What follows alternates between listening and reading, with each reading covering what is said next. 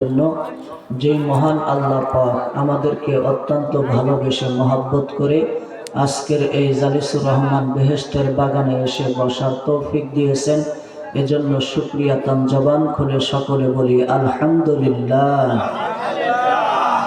আল্লাহ তাআলা যাকে ভালোবাসেন তাকেই এই মজলিসে আসার তৌফিক দেন, কি বলেন? আল্লাহ তাআলার ভালোবাসা ছাড়া নেক কাজ করা সম্ভব হয় না। যে ব্যক্তি ফজরের নামাজ পড়ল, এটা আল্লাহ তাআলা বান্দাকে ভালোবাসেন তার প্রমাণ পাওয়া গেল। জহরের নামাজ পড়ল, আল্লাহ তাআলা তাকে আবারও ভালোবাসলেন, এটা প্রমাণ পাওয়া গেল। অনুরূপভাবে প্রত্যেকটি নেক কাজ করা এবং নেক মজলিসে শেষ পর্যন্ত বসে থাকা, এটা আল্লাহ তাআলা বান্দাকে ভালোবাসেন তার প্রমাণ। আল্লাহ তাআলা যাকে ভালোবাসেন না তার মাধ্যমে নেক কাজ করান না। আল্লাহ তাআলার ভালোবাসা দরকার আছে না না? আল্লাহ মুমিনদেরকে ভালোবাসেন, মুমিনগণও আল্লাহকে ভালোবাসেন। এই পৃথিবীতে তামাম মাখলুককে আল্লাহ তাআলা ভালোবেসে সৃষ্টি করেছেন। শুধুমাত্র আল্লাহ তাআলা বান্দার থেকে একটা জিনিস চান, সেটা হলো গোলামি। তার নাম কি? আল্লাহ তাআলা বলেন, ওমা খলাকতুল জিন্না ওয়াল ইনসা ইল্লা লিয়াবুদুন। আমি মানুষ এবং দানব জাতিকে, জিন জাতিকে সৃষ্টি করি নাই, তবে করেছি একমাত্র আমার ইবাদতের জন্য। তাহলে ইবাদত হবে কার? গোলামি হবে কার? এ তামাম পৃথিবী কে সৃষ্টি করেছেন? আসমানকে সৃষ্টি করেছেন। ফসল শস্য কে দিয়েছেন? সূর্য কার ইশারায় চলে? সূর্য কার ইশারায় ডুবে যায়? সব কিছু কার হাতে? আল্লাহ তাআলার হাতে। এই পৃথিবীর সমস্ত ক্ষমতা কার হাতে?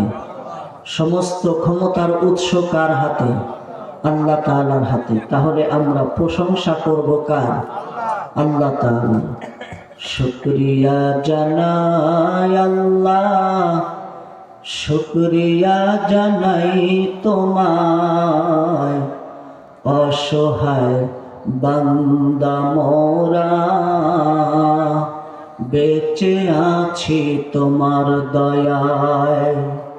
শুকরিয়া জানাই আল্লাহ, শুকরিয়া জানাই তোমায়, অসহায় বান্দা মোরা বেঁচে আছি তোমার দয়ায়। দু চোখ ভরে স্বপ্ন দিলে, বেঁচে থাকার আশা দিলে, দু চোখ ভরে স্বপ্ন দিলে, বেঁচে থাকার আশা দিলে, ফুলে ফলে সাজিয়ে দিলে, ফুলে ফলে সাজিয়ে দিলে, স্নিগ্ধ শ্যামল সুশোভায়। শুকরিয়া জানাই, শুকরিয়া জানাই আল্লাহ, শুকরিয়া জানাই তোমায়, অসহায় বান্দা মোরা বেঁচে আছি তোমার দয়ায়। কার দয়ায় বেঁচে আছি আমরা? তাহলে একমাত্র ইবাদত করতে হবে কার? আল্লাহ তাআলা। আল্লাহ তাআলা তার ইবাদত শিক্ষা দেওয়ার জন্য পৃথিবীতে লক্ষাধিক পয়গাম্বার পাঠিয়েছেন। লক্ষাধিক পয়গাম্বার প্রত্যেকেই আল্লাহ তাআলার পরিচয় তুলে ধরেছেন।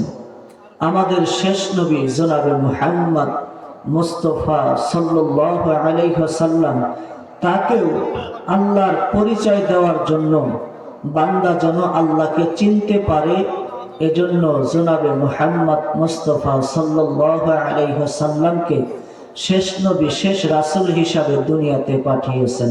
সুবহানাল্লাহ।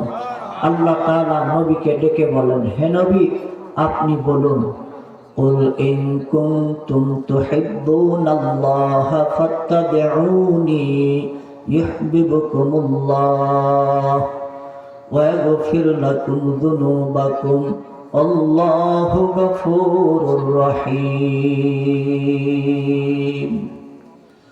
আল্লাহ তাআলা নবীকে বলেন, কুল হে নবী আপনি বলুন, যদি তোমরা আল্লাহকে ভালোবাসতে চাও তাহলে নবীকে অনুসরণ করো। নবীকে বলে দেন যে আপনি বলুন, বান্দারা যদি আমাকে ভালোবাসতে চায় তাহলে তারা যেন আপনি নবীকে অনুসরণ করে। নবীকে অনুসরণ করলেই আল্লাহকে ভালোবাসা হবে। আর যে বান্দা আল্লাহকে ভালোবাসবে আল্লাহ তাকে দুইটি পুরস্কার দান করবেন। একটি পুরস্কার আল্লাহ তাআলা বলেন ভালোবাসবেন, বান্দাকে ভালোবাসবেন। 2 নম্বর পুরস্কার আল্লাহ বান্দার সমস্ত গুনাহ খাতা মাফ করিয়া দিবে। সুবহানাল্লাহ। আর আল্লাহকে ভালোবাসে কারা? আল্লাহ তাআলা অপর আয়াতে বলেন, আল্লাযীনা আমানু আশাদ্দু হুব্বান লিল্লাহ। যারা মুমিন বান্দা তাদের দিলের ভিতরে আল্লাহর জন্য ভালোবাসা অনেক বেশি। একমাত্র মুমিনেরা আল্লাহকে বেশি ভালোবাসে। মুমিন আল্লাহকে ভালোবাসে। কিভাবে ভালোবাসে? আল্লাহ তাআলা বলেন মুমিনেরা যে আল্লাহকে ভালোবাসে এই ভালোবাসার পদ্ধতি জানতে হবে রাসূল থেকে। কার থেকে? এজন্যই আল্লাহ তাআলা বলে দিলেন, হে নবী বলেন, কুল ইন কুনতুম তুহিব্বুনাল্লাহা ফাত্তাবিউনি। আপনি বলে দেন যারা আমি আল্লাহকে ভালোবাসতে চায় তারা যেন আপনি নবীকে অনুসরণ করে। আর যারা নবীকে অনুসরণ করবে, যাকে যে অনুসরণ করে ভালোবাসা ছাড়া কি অনুসরণ করা যায়? আপনি যাকে অনুসরণ করবেন যদি তার প্রতি আপনার ঘৃণা থাকে কখনোই আপনি তাকে অনুসরণ করবেন না। করবেন? অনুসরণ করি আমরা কাকে? যার প্রতি ভালোবাসা আছে তাকেই তো আমরা অনুসরণ করি। আল্লাহ তাআলা বললেন তোমরা যদি আমাকে ভালোবাসতে চাও তাহলে রাসূলকে অনুসরণ করো। রাসূলকে তো তখনই অনুসরণ করতে পারবো যখন রাসূলের প্রতি ভালোবাসা আমার দিলের ভিতরে থাকবে। কি বলেন? তাহলে প্রথমত রাসূলকে অনুসরণ করতে হলে রাসূলকে আগে ভালোবাসতে হবে। রাসূলকে ভালোবাসিয়া রাসূলকে অনুসরণ করতে হবে।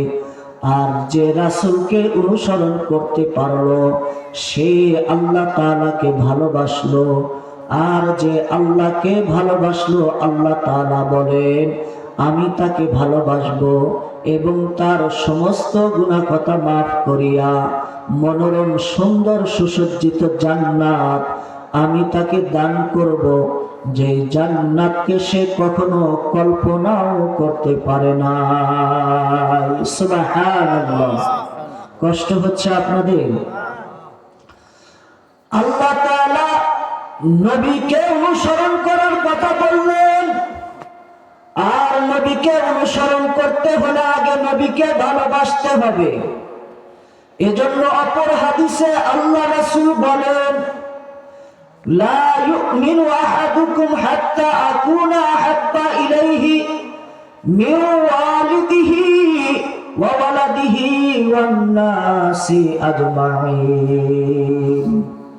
আল্লাহ রাসূল বলেন তোমাদের কেউ ততক্ষণ পর্যন্ত পরিপূর্ণ ঈমানদার হতে পারবে না যতক্ষণ পর্যন্ত তার কাছে তার পিতামাতা, তার সন্তানাদি, এমনকি দুনিয়ার সব কিছু থেকে আমি রাসূল বেশি প্রিয় না হব ততক্ষণ পর্যন্ত সে পরিপূর্ণ ঈমানদার হতে পারবে না।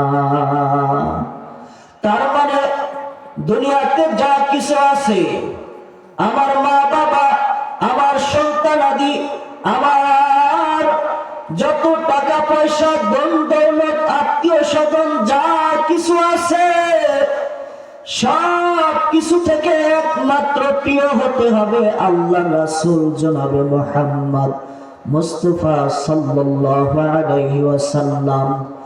আল্লাহ রাসূল যখন সব থেকে বেশি প্রিয় হবে, তখনই পরিপূর্ণ ঈমানদার হওয়া সম্ভব হবে। সুবহানাল্লাহ। আল্লাহ তাআলা রাসূলের ছোট্ট একজন সাহাবী, নাম তার তালহা ইবনে বারা রাদিয়াল্লাহু তাআলা আনহু। এই তালহা ইবনে বারা রাদিয়াল্লাহু তাআলা আনহু 7 বছর মাত্র রাসূলের চুল ধরে চুম্বন করে, রাসূলের কপালে চুম্বন করে, রাসূলের গালে চুম্বন করে, আর বলে, ইয়া রাসূলুল্লাহ, আমি আপনাকে অনেক ভালোবাসি।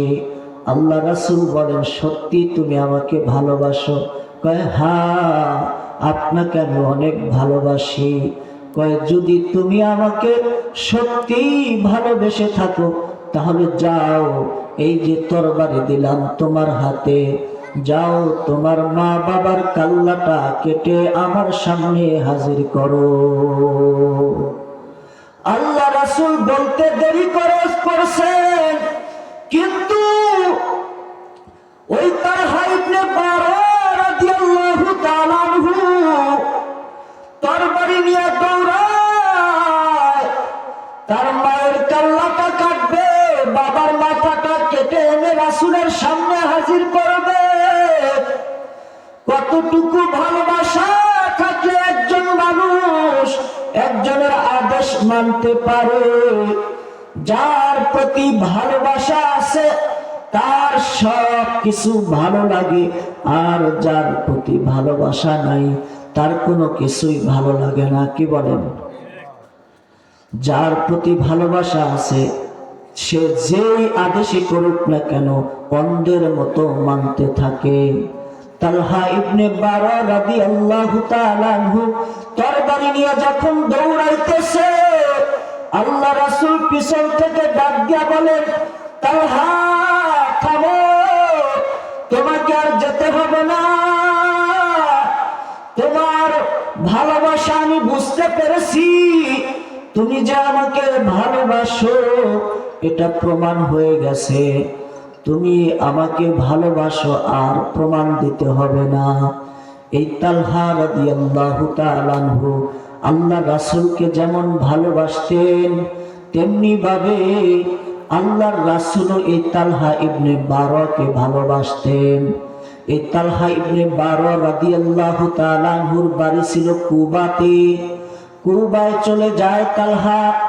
বাড়িতে যাওয়ার পর কিছুদিন পরেই অসুস্থ হয়ে যায়। এমন অসুস্থ হয় যে তালহা ইবনে বারার বাবা আল্লাহ রাসূলকে খবর দেন, খবর দিয়ে জানান যে তালহা আপনাকে এত ভালোবাসে, ওই তালহা অসুস্থ হয়ে গেছে, তার অসুস্থতা দেখার জন্য আপনি আসলে ভালো হয়। আল্লাহ রাসূল এই মদিনা থেকে কুবায় পাহাড়ি জমিন, পাহাড়ি শক্ত পাথরি জমিন পাড়ায়া এই তালহা ইবনে বারা রাদিয়াল্লাহু তাআলা আনহুকে দেখতে গেছেন। দেখতে গেলেন যে মুমূর্ষ অবস্থায় শুয়ে আছে, কঠিন অবস্থা, তার মৃত্যু নিকটবর্তী হয়ে গেছে। আল্লাহ রাসূল অপেক্ষা করলেন, মাগরিব পর্যন্ত অপেক্ষা করলেন, তালহার মৃত্যু হয় না। আল্লাহ রাসূল বললেন, রাত্রিবেলা যদি তালহা ইন্তেকাল করে তাহলে আমাকে খবর দিবা, আমি আবার আসব, আমি নিজের হাতে তালহাকে গোসল করাইব, নিজের হাতে তালহাকে আমি দাফন করব, আমাকে খবর দিবা। আল্লাহ রাসূল চলে যাওয়ার পর রাত্রি যখন গভীর হইল, তার কষ্ট হচ্ছে, মৃত্যুর যন্ত্রণা শুরু হয়ে গেছে। তালহার বাবা বলে, রাসূল কি খবর দেয়? তালহা বলে, না না, রাসূলকে খবর দিবা না। এই মুহূর্তে যদি রাসূলকে খবর দাও, রাসূল এই পাথরি জমিন পাড়ায় আসবে, রাসূলের অনেক কষ্ট হবে। তুমি যাও না, রাসূলকে খবর দিও না। রাসূল যদি আসে, রাসূলের অনেক শত্রু আছে, রাসূলকে হত্যা করবে। রাসূল এই রাত্রিবেলা তার আসার দরকার নাই, খবর দিও না। রাসূল আমাকে দেখতে এসে রাসূলের যদি কষ্ট হয়, আমি যদি কবরে জান্নাতেও থাকি, ওই জান্নাত আমার সুখময় হবে না। আর রাসূল যদি সে সুখে থাকে, ভালো থাকে, আমি যদি জাহান্নামেও থাকি, জাহান্নামে থেকেও যদি আল্লাহ রাসূল তিনি ভালো থাকেন, কাফিরের আক্রমণ থেকে যদি তিনি বেঁচে থাকেন, ওই জাহান্নামেও আমি সুখে থাকবো। সুবহানাল্লাহ। কেমন ভালোবাসলে এমন কথা বলতে পারে? আল্লাহ রাসূলের আসতে কষ্ট হবে, এই কারণে রাসূলকে আসতে নিষেধ করলেন। রাত্রিবেলা তালহা ইন্তেকাল করলেন, আর এইদিকে তাকে গোসল করাইয়া দাফন করে দিল। দাফনের কার্য শেষ হইলে সকালবেলা তালহার বাবা আল্লাহ রাসূলের কাছে গেলেন, খবর দিলেন, জানাইলেন যে তালহা ইন্তেকাল করেছে। আল্লাহ রাসূল বললেন, তোমাকে না বলেছিলাম যে তালহা ইন্তেকাল করলে আমাকে খবর দিবা, আমি নিজের হাতে তালহাকে দাফন করব, কেন খবর দাও নাই? আল্লাহ রাসূলকে লক্ষ্য করে তালহার বাবা বলেন, ইয়া রাসূলুল্লাহ, তালহা আপনাকে এত বেশি ভালোবাসে যে আপনি রাত্রিবেলা এই পাথরি জমিন পাড়া আসবেন, আপনার পায়ে আঘাত লাগবে, আপনার কষ্ট হবে, এজন্য তালহা আসতে নিষেধ করেছেন, খবর দিতে নিষেধ করেছেন। আপনার অনেক শত্রু আছে, চতুর্দিকে আপনার শত্রু। তালহা বলে, এই রাত্রিবেলা যদি আল্লাহ রাসূল মদিনা থেকে কুবায় আসে, আসার পথে কাফের মুশরিকরা যদি আক্রমণ করে, এটা আমি সহ্য করতে পারবো না, এজন্য আমি আসতে নিষেধ করেছি। তালহা নিষেধ করেছে খবর দিতে, এজন্য আপনাকে খবর দেওয়া হয় নাই। আল্লাহ রাসূল এই কথাগুলো শুনিয়া তিনি খুশি হইলেন, দোয়া করলেন তালহা ইবনে বারা রাদিয়াল্লাহু তাআলা আনহুর জন্য। সুবহানাল্লাহ। কত ভালোবেসেছেন সাহাবায়ে কেরাম, সাহাবায়ে কেরাম এত ভালোবেসেছেন, আল্লাহ রাসূল আদেশ করেছেন, শুধু লক্ষ্য করেছে কে আদেশ করেছে এটা দেখেছেন। কি আদেশ করেছেন দেখার দরকার নাই। কঠিন আদেশ করেছেন নাকি সহজ আদেশ করেছেন? বিপদের মুহূর্তে আদেশ করেছেন নাকি সুখের মুহূর্তে আদেশ করেছেন? সাহাবায়ে কেরাম এটা দেখেন নাই। এত বেশি পরিমাণে ভালোবাসা ছিল, আল্লাহ রাসূল বলেছেন এটাই সত্য, এটাই মানতে হবে, যে যে হালতে থাকো না কেন, আল্লাহ রাসূল বলেছেন তো বলেছেন, এটাই পালন করতে হবে। সুবহানাল্লাহ। ওই ভালোবাসা কি আমাদের অন্তরে আছে? আমাদের অন্তরে তো দুনিয়ার মহব্বত, আল্লাহ রাসূলের প্রতি মহব্বত নাই। আল্লাহ রাসূলের আরেকজন ছোট্ট সাহাবী, নাম তার হারেস। এই হারেসের বয়স 7 থেকে 8 বছর।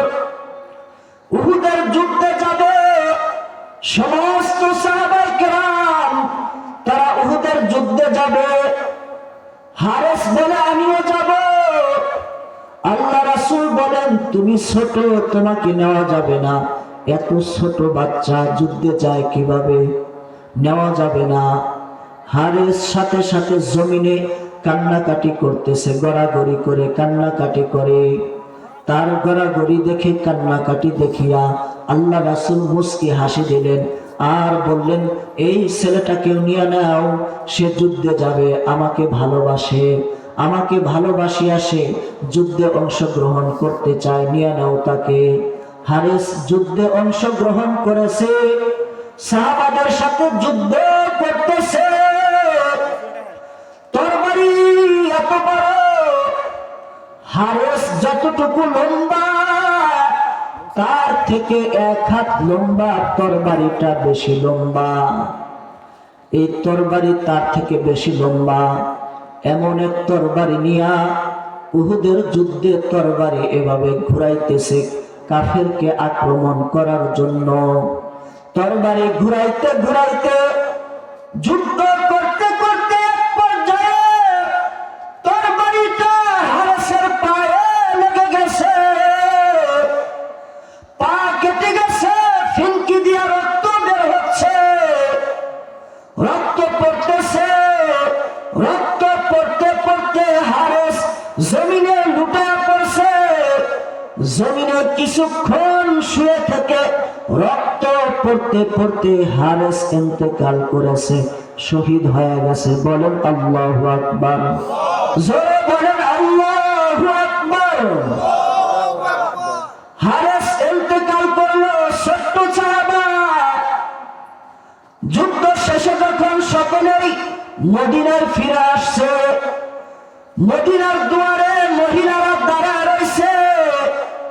কেউ ভাইয়ের জন্য অপেক্ষা করতেছে, কেউ ছেলের জন্য অপেক্ষা করে, কেউ বাবার জন্য অপেক্ষা করে, কেউ অপেক্ষা করতেছে আমার বাবা শহীদ হইল নাকি গাজী হয়ে ফিরে আসতেছে, আমার ভাই শহীদ হইল নাকি গাজীর বেশে ফিরে আসতেছে। সবাই স্বাগতম জানানোর জন্য অপেক্ষা করতেছে। মদিনার কাছাকাছি আসার পর হারেসের মা মহিলাদের সাথে দাঁড়িয়ে আছে, মানুষদেরকে, সাহাবাদেরকে জিজ্ঞাসা করতেছে, ওগো আল্লাহ রাসূলের সাহাবারা, যোদ্ধারা, বলো আমার হারেসের অবস্থা কেমন? কেউ বলতেছে তোমার হারেস মারা গেছে, সে শহীদ হয় নাই, সে তরবারি ঘুরাইতে ঘুরাইতে নিজের তরবারির আঘাতে নিজেই মারা গেছে, সে শহীদ হয় নাই। কেউ বলে হারিস শহীদ হয়েছে, যখন কেউ বলে শহীদ হয় নাই, নিজের তরবারিতে নিজেই মারা গেছে। এই কথা শুনিয়া হারেসের মা কান্নাকাটি করতেছে, তার দিলটা ভেঙে গেল আর বলতেছে, আমার স্বামী নাই, আমার শুধুমাত্র এই ছোট্ট বাচ্চাটা ছিল, জান্নাতে যাওয়ার জন্য এক ছেলেই পুঁজি ছিল, হাসরের ময়দানের দিন কি নিয়ে দাঁড়াইব, এই টেনশনে আমি আমার ছেলেকে যুদ্ধের ময়দানে পাঠাইলাম, যাতে করে আল্লাহর সামনে দাঁড়াইতে পারি, বলতে পারি আমার এই হারেস ছোট্ট বাচ্চা ছাড়া আর কোনো আমার পুঁজি নাই, জিহাদের ময়দানে পাঠাইছি, এটাই আমার পুঁজি, যাতে আমি বলতে পারি। কিন্তু ও সাহাবারা, তোমরা কি বলতেছো যে আমার ছেলে শহীদ হয় নাই, নিজের তরবারির আঘাতে নিজেই মারা গেছে? এই কথা মহিলা হারেসের মা গিয়া আবার আল্লাহ রাসূলকে জিজ্ঞাসা করলেন, ইয়া রাসূলুল্লাহ, সাহাবারা কি বলে, আপনি বলুন, সত্যি কথা বলুন, আমার ছেলে শহীদ হয়েছে নাকি এমনি এমনি মারা গেছে? আল্লাহ রাসূল চুপ হয়ে গেলেন, কোনো কথা নাই। আল্লাহ রাসূল যখন চুপ হয়ে গেছেন, তার মানে নিজের থেকে কোনো কথা বলবেন না। আসমান থেকে আল্লাহ তাআলা ওহী নাজিল করবেন, ওহীর মাধ্যমে জানাবেন, তখন বলবেন। সাথে সাথে আল্লাহ তাআলা ওহী নাজিল করে জানা দিলেন, আল্লাহ রাসূলকে বলে দিলেন, হে রাসূল, আপনি বলে দেন, হারেসের মাকে বলে দেন, হারেস ছোট্ট বাচ্চা আল্লাহকে ভালোবাসিয়া, রাসূলকে ভালোবাসিয়া জিহাদের ময়দানে গেছে, যদিও নিজের তরবারির আঘাতে মারা গেছে, কিন্তু তার নিয়তটা ছিল সঠিক। নিয়ত খাঁটি থাকার কারণে আমি আল্লাহ যায়েদকে হারেসকে আমি শহীদের কাতারে নাম উঠাইয়া দিলাম। সুবহানাল্লাহ।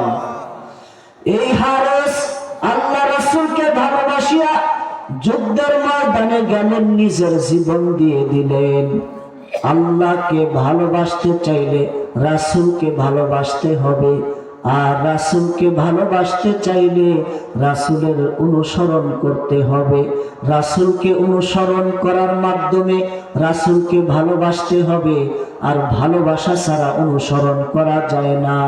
রাসূলকে অনুসরণ করিয়া আল্লাহকে ভালোবাসতে হবে, ঠিক কি না? ভালোবাসা মানুষ কয়েক কারণে করে, কয়েক কারণে করে, 4 কারণে। ভালোবাসা এমনি এমনি কেউ ভালোবাসে না, কয় কারণে ভালোবাসে। উঠে যাবেন আপনারা, আর বেশিক্ষণ কষ্ট দেব না আপনাদের। ভালোবাসে মানুষ 4 কারণে। কয় কারণে? 1 নাম্বার, ভালোবাসে ঈমানি কারণে। ভালোবাসলে ঈমান থাকবে, ভালো না বাসলে ঈমান থাকবে না। যেমন আল্লাহ রাসূল এবং আল্লাহ তাআলা, আল্লাহ এবং আল্লাহ রাসূলকে ভালোবাসা এটা ঈমান। কেউ যদি বলে আমি রাসূলকে ভালোবাসি না, তাহলে তার ঈমান নাই। কেউ যদি রাসূলকে ঘৃণা করে, সামান্যতম যদি কটাক্ষ করে, তাহলে তার ঈমান থাকবে? ঈমান চলে যাবে। তার মানে রাসূলকে ভালোবাসা এটা একটা ঈমান। মানুষ ভালোবাসবে ঈমানি কারণে। একজন মুমিন অপর মুমিনকে ভালোবাসবে ঈমানি কারণে। তোমার ভিতরে ঈমান আছে, এই জন্য তোমাকে ভালোবাসি। তুমি মুসলমান, এই জন্য তোমাকে ভালোবাসি। তুমি যদি কাফের হও, তাহলে তোমাকে ভালোবাসবো না। তুমি যদি মুসলিম হইয়াও কাফেরের মতো কাজ করো, তাহলে তোমাকে আমি ভালোবাসবো না। তুমি যদি মুমিন হইয়া তুমি যদি কুফরি মতবাদকে বিশ্বাস করো, তোমাকে ভালোবাসবো না। ভালোবাসবো তোমাকে আল্লাহর জন্য, ঈমানি কারণে ভালোবাসবো। তোমার ভিতরে ঈমান আছে তো তোমাকে ভালোবাসি, তোমার ভিতরে ঈমান নাই, তোমাকে আমি ভালোবাসি না, ঠিক কি না? তাহলে 1 নাম্বার, মানুষ ভালোবাসে কিসের কারণে? ঈমানি কারণে। মুসলিম মুসলিম দেখা হইলে ভালোবাসা, মহব্বত, মুলাকাত, মুসাফাহা করি না আমরা? কাফেরের সাথে কি মুসাফাহা করি? করি না। তাহলে ঈমানি কারণে 1 নাম্বার ভালোবাসা। 2 নাম্বার, ভালোবাসা রক্তের সম্পর্কের কারণে, ঔরসত্বের কারণে। ঔরসের সম্পর্ক, যেমন পিতা মাতা। পিতাকে ভালোবাসি, পিতা আমাকে জন্ম দিয়েছে। মাকে ভালোবাসি, মা আমাকে জন্ম দিয়েছে। পিতার ঔরসে মায়ের গর্ভে জন্মগ্রহণ করেছি, এজন্য পিতা মাতাকে ভালোবাসি। আবার ওই পিতা মাতা থেকে আমার ভাই হয়েছে, এজন্য ভাইকে ভালোবাসি। বোন হয়েছে, বোনকে ভালোবাসি। তাদের সাথে আমার রক্তের সম্পর্ক আছে, এজন্য তাদেরকে ভালোবাসি। চাচার সাথে রক্তের সম্পর্ক আছে, চাচাকে ভালোবাসি। মামার সাথে রক্তের সম্পর্ক আছে, এজন্য ভালোবাসি। রক্তের সম্পর্কের কারণে মানুষ ভালোবাসে। তাহলে 1 নাম্বার হলো ঈমানি কারণে ভালোবাসে, 2 নাম্বার রক্তের সম্পর্ক থাকার কারণে ভালোবাসে, 3 নাম্বার আত্মীয়তার সম্পর্কের কারণে মানুষ ভালোবাসে। একটা ছেলে আর একটা মেয়ে আগে কখনো দেখে নাই, কখনো কথা হয় নাই, এই মাত্র শুধুমাত্র বলেছে কবুল আলহামদুলিল্লাহ। কবুল আলহামদুলিল্লাহ বলার কারণে ছেলে মেয়ে এখন স্বামী স্ত্রী হয়ে গেছে, আত্মীয় হয়ে গেছে, আত্মার মানুষ হয়ে গেছে, আত্মীয়। এখন স্ত্রীকে অনেক ভালোবাসে, স্ত্রীর জন্য সব কিছু করতে পারে। আবার স্ত্রীও স্বামীর জন্য সব কিছু করতে পারে। কেন করতে পারে? শুধুমাত্র 3 বার একটি কথা বলেছে কবুল আলহামদুলিল্লাহ। কবুল আলহামদুলিল্লাহ বলাতে আল্লাহ তাআলা স্বামী স্ত্রীর মধ্যে এমন এক ভালোবাসা পয়দা করে দিয়েছে, যেই ভালোবাসা